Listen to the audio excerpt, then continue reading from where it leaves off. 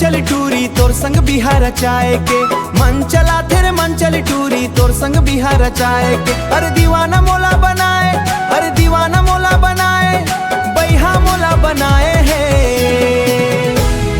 मन चला तेरे मन चली टूरी तोर संग बिहार चाय के।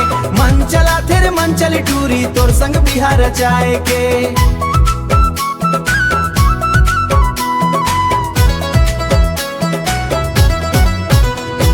चंदा सन मुखड़ा गोरी जेवराला तर साथे।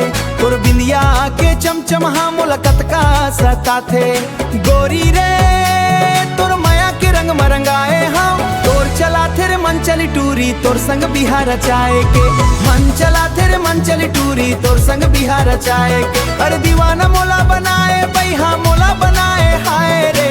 मन चला तेरे मन चली टूरी तोर संग बिहार चाय के। मन चला तेरे मन चली टूरी तोर संग बिहार चाय के।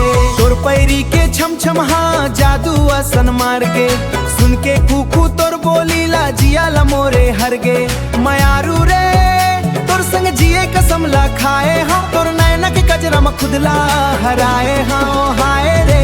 मन चला थे मन चला तेरे मन चली टूरी तोर संग बिहार चाय के। अरे दीवाना मोला बनाए हाय रे। मन चला तेरे मन चली टूरी तोर संग बिहार चाय के। मन चला तेरे मन चली टूरी तोर संग बिहार चाय के।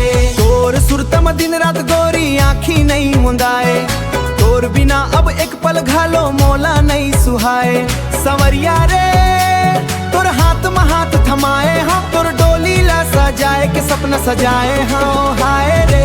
मन चला तेरे मन चली टूरी तोर संग बिहार चाय के। मन चला तेरे मन चली टूरी तोर संग बिहार चाय। अरे दीवाना मोला बनाए, बैहा मोला बनाए हाय रे। मन चला तेरे मन चली टूरी तोर संग बिहार चाय के।